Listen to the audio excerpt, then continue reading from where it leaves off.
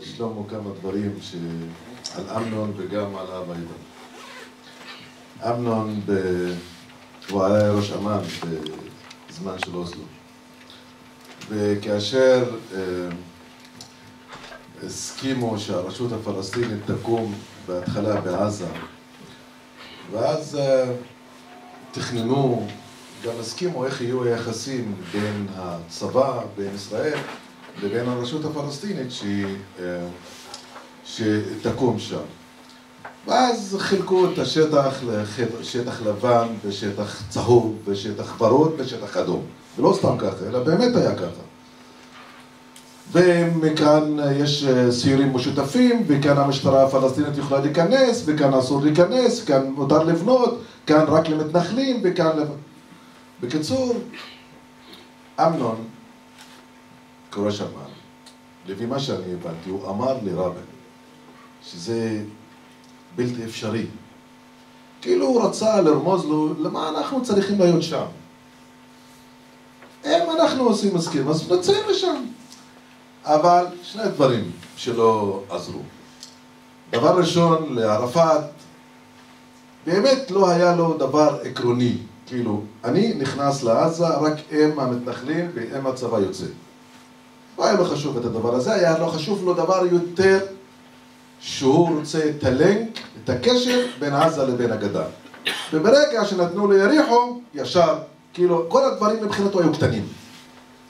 זה הדבר הראשון. דבר השני, רבין עדיין לא היה בשל לצעד חשוב כזה שהוא מפנה מתנחלים אפילו מעזה. ואז נשאר בסיפור הידוע.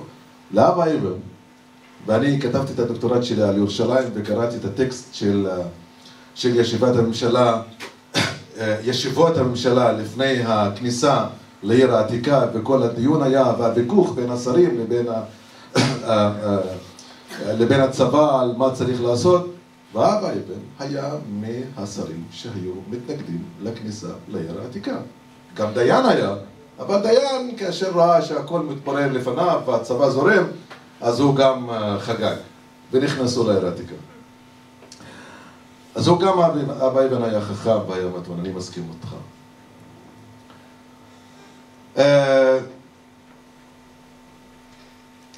עדיף אם הייתי ישראלי, הייתי מעדיף לא לדבר לא על שלום עם הפלסטינים ולא לדבר על הפלסטינים בכלל, להעלים אותם. הכי טוב, למה צריך לשבור את הראש? פתרון שתי מדינות, מדינה אחת, מתנחלים, ערבים, פלסטינים, זורקים אותנו לים. אני, אם היית תלוי בי, לא הייתי בכלל מזכיר את הנושא הזה. לא קיימים הפלסטינים. אבל מה להגיד לכם? אנחנו נמצאים כאן. אז יש לכם שתי אופציות. או שאתם בולעים אותנו, או שאתם מקיאים אותנו. תחליטו. תחליטו היום, תחליטו עוד חודש, תחליטו עוד שנה, עוד 100 שנה, אנחנו נשאר כאן, תקועים בגרון שלכם. אז תחליטו, מה אתם עושים? אתם בולעים אותנו? למדינה אחת כאילו? או שאתם מקיאים אותנו? למדינה עצמאית. אין דבר כזה שמישהו יקום יום אחד בבוקר ולא יראה פלסטינים. אין דבר כזה. אני מבטיח לכם. את התענוג הזה אף אחד לא יראה. עכשיו, אני בתור פלסטיני, ואני לא טוען שכל הפלסטינים חושבים כמוני, אני חושב גם שהיהודים כאן הם הגורל שלי. מה לעשות? אני נולדתי, פתחתי את העיניים, מצאתי יהודים. אין לי ברירה. אני צריך גם למצוא איזשהו נוסחה להחיות אותה.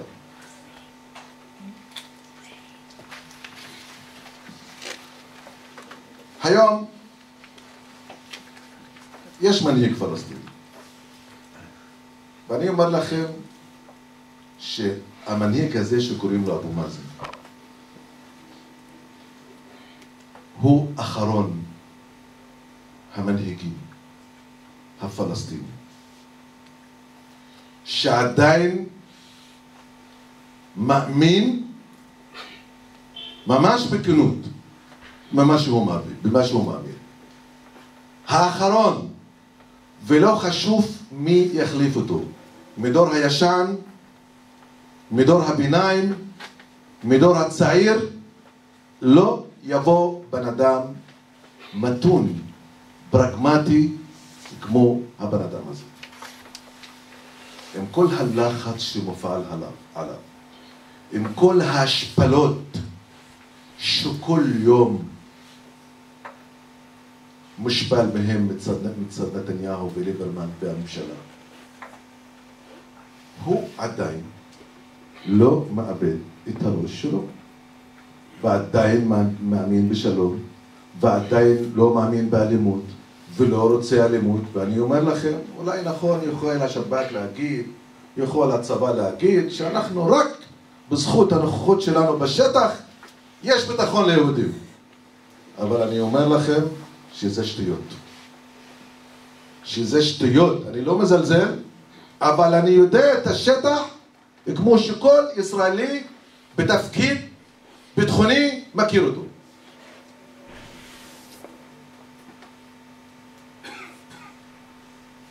לא רק, בעיקר בגלל שיש מנהיג פלסטיני, קוראים לו אבו מאזן, לא מאמין באלימות.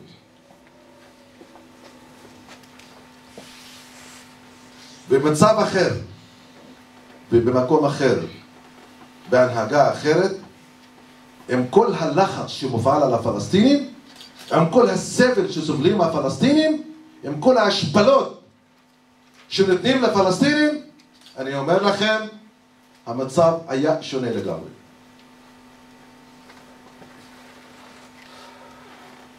כל הכבוד לו. אני אם הייתי במקומו, אני אומר לכם, וואלה לא הייתי מחזיק מעמד. אני לא הייתי מחזיק מעמד, בטוח הייתי משתגע. בטוח, אני מכיר את עצמי. טוב שאני לא במקום שלו. אני יש לי מזל, אולי יותר מכל פלסטיני אחר. שאני היום כאן, בתל אביב, אני מחר ברמאללה, אני מחרתיים בעזה. רואה שלמה, ורואה אסמאעיל הנייה, ורואה אבו מאזן. אני לא חושב שיש הרבה, יש להם את האפשרות. יש לי מזל, מאירועים הוא אוהב אותי כנראה. ואני טוען שאני מבין ורואה ושומע את האנשים ולא רק קורא עיתונים. הפלסטינים בזמן המלחמה בעזה, אני מיד לא הייתי בעזה, הייתי ברמאללה, ואז מיד אחרי הפסקת האש הייתי שם. אנחנו שכנענו אותם. חבר'ה, אתם צריכים לבחור. מה אתם רוצים? המודל של חמאס? של חמאס סטן בעזה? או המודל של רמאללה? ביתי קפה, סגסוג כלכלי, פיידיזם, בניית המוסדות. איך אנחנו מגיעים יותר למדינה שלנו?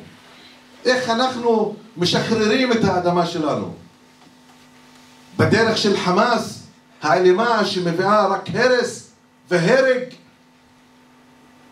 ואין בה שום תקווה? או בדרך הנאורה, בונים את המוסדות שלנו, משכנעים את העולם שאנחנו מגיע לנו מדינה, תעסוקה לאנשים, הידברות, לא אלימות. אם הייתי פלסטיני עכשיו בן 20, בן 25, ורוצה לבחור, מה קרה אחרי 5 שנים? כפלסטיני מסתכל, לא שייך לאף ארגון, רוצה לבחור. איזה מודל אני אבחר? אז אני רואה ברמאללה הפיידיזם או העבאסיזם, שהמתנחלים היום 200,000, היום 300,000. שפעם הפלסטינים היו זורקים בקבוקית תבערה על המתנחלים, היום המתנחלים זורקים בקבוקית תבערה על הפלסטינים. פעם הפלסטינים היו נכנסים להתנחלויות וקוטעים ותוקפים את המתנחלים, היום המתנחלים נכנסים בכפרים הפלסטינים ונכנסים. פעם הפלסטינים היו נכנסים ושורפים בית כנסת, היום המתנחלים נכנסים ושורפים מסגדים. ומבחינה כלכלית, הפלסטינים עסוקים, מקבלים משכורת הפעם או לא מקבלים? וכבר חודשיים לא קיבלו משכורת, למה? משום אדון שטייניץ, שר האוצר של הממשלה החכמה הנאורה, החליט שהכסף של הפלסטינים, שהוא מקבל עמלה של 3%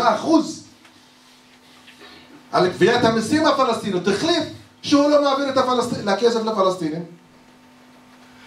אבל אני אומר לכם, יש לי ילד פקיד ברשות שכבר חודשיים לא קיבל, אם לא אני הייתי עוזר לו וקונה את החלב לילדה שלו הקטנה,